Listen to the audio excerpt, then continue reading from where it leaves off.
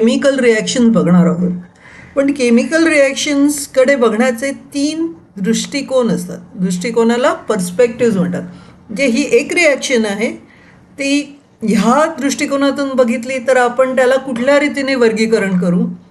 प्रोसेसच्या दृष्टिकोनातून बघितली म्हणजे पद्धतीच्या दृष्टिकोनातून बघितले तर कसं वर्गीकरण करू.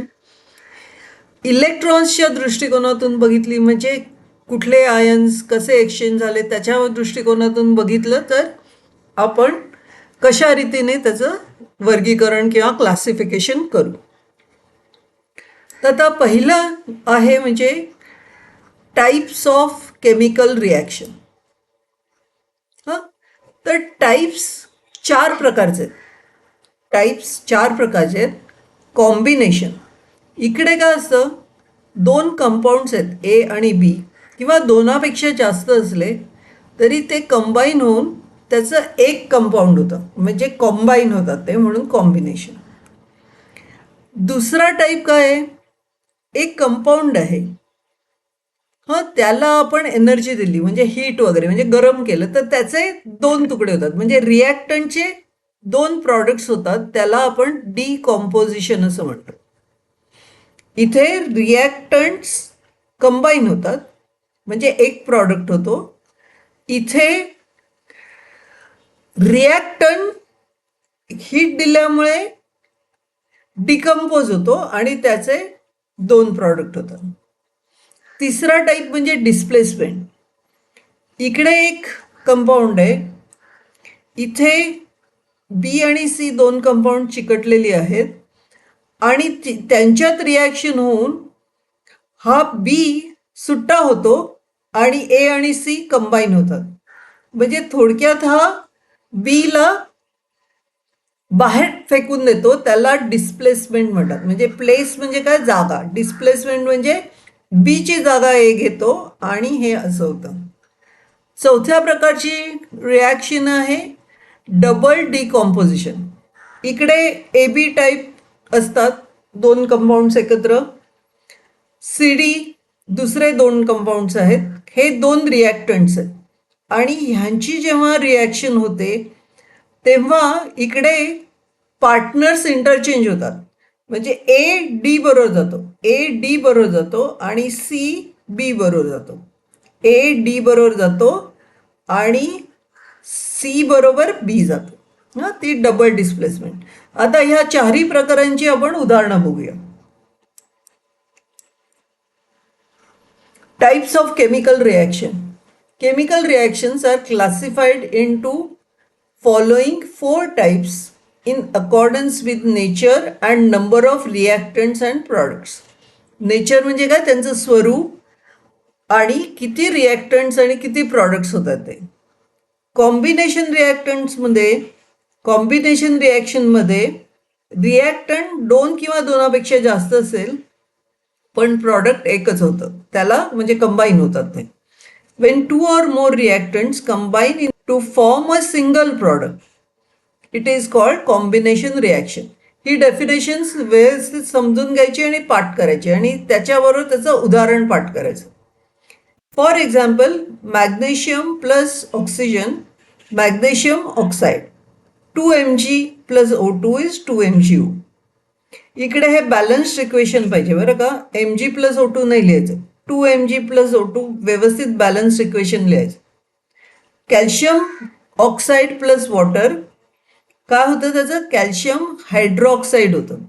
कॅल्शियम ऑक्साईड म्हणजे CaO, वॉटर म्हणजे H2O, CaOH2 आणि हीट जनरेट होते, त्यांनी हीट जनरेट होते, त्यांचं कॉम्बिनेशन झालं. अमोनिया प्लस हायड्रोजन क्लोराईड, त्यांचं काय होतं, अमोनियम क्लोराईड होतं. NH3 plus HCl becomes NH4Cl.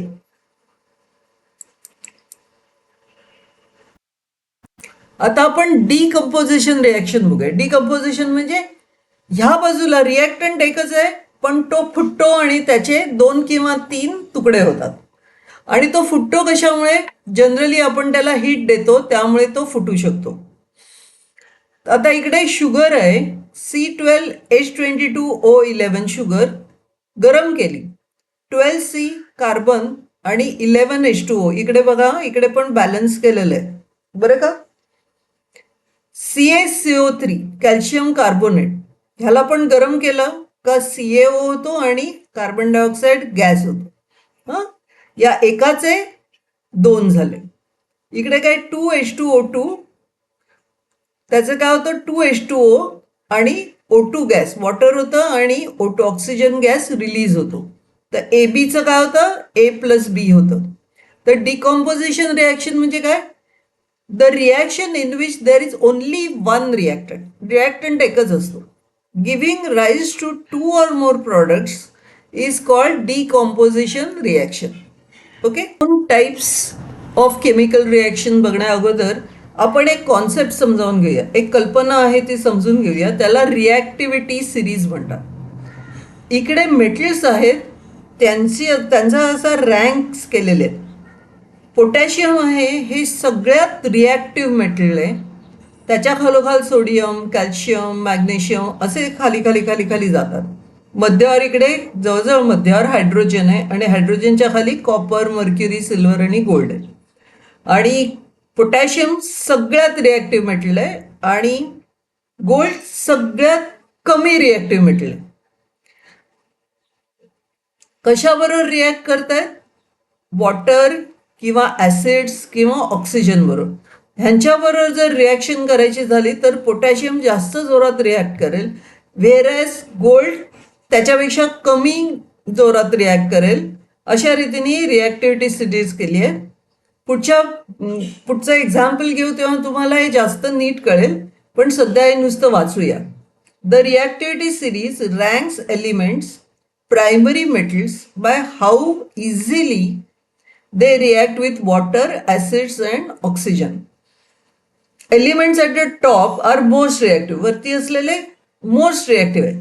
They lose electrons easily while those at the bottom are least reactive.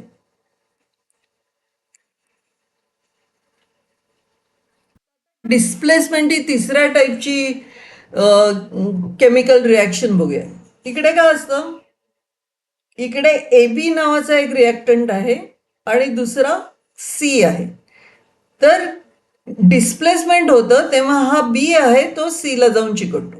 हां, म्हणजे थोडक्यात काय,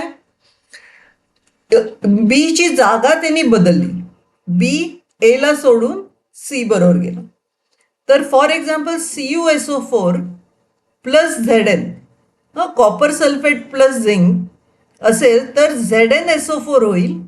म्हणजे कॉपरला सोडून SO4 Zn ला जॉईन होईल आणि कॉपर एकटा राहील. ओके, का बरं असं, कारण ती रिॲक्टिव्ह सिरीज बघितली ना, त्याच्यामध्ये झिंक वर आहे, कॉपर खाली आहे. झिंक वर आहे, कॉपर खाली आहे. त्यामुळे तो कॉपर बरोबर कॉपरला हाकलून देऊन स्वतः SO4 बरोबर जाईल. Zinc is more reactive than copper. CuSO4 plus Fe is FeSO4 plus Cu.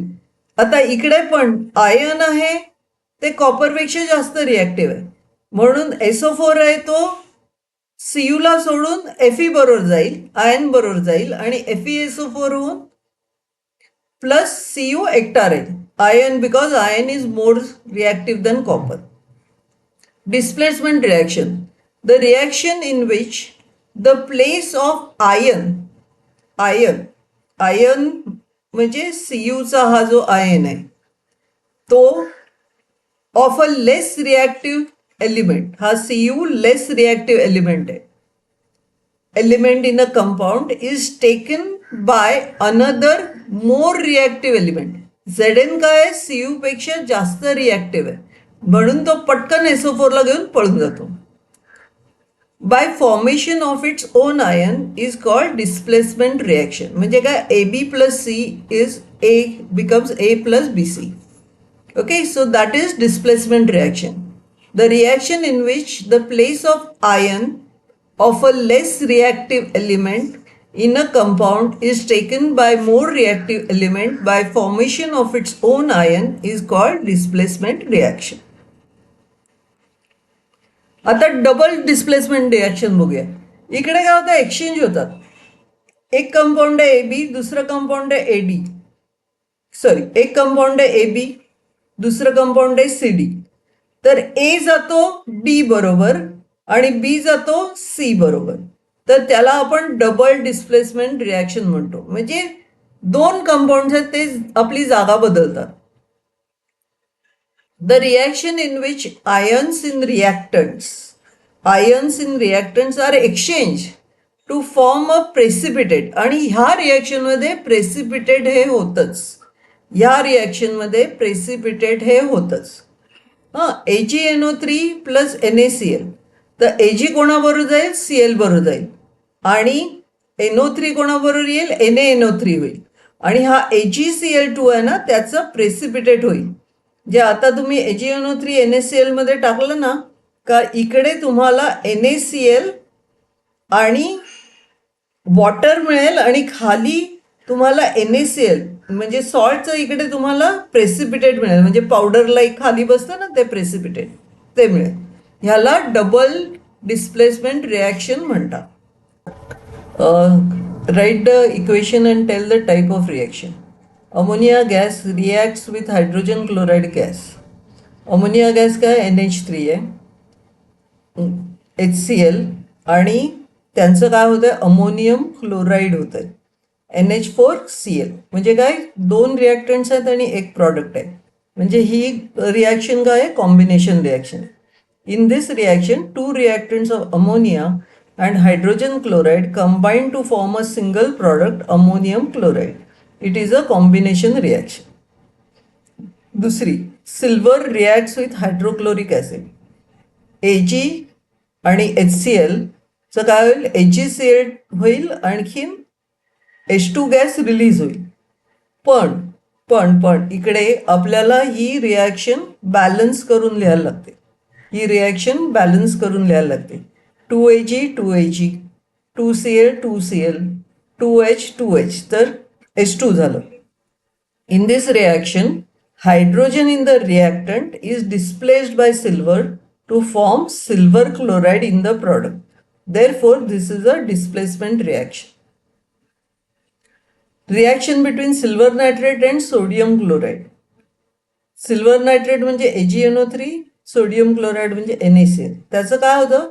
AgCl झालंय आणि NaNO3 झालं. हे डबल डिस्प्लेसमेंट आहे.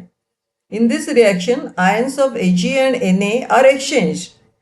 Therefore this is double displacement reaction. Sugar is heated, C12H22O11. तर काय होतं? हे 12C प्लस 11H2O होतं. When sugar is heated from one reactant to 2 products are formed, therefore this is a decomposition reaction. Sugar decompose होते आणि 2 products होतात.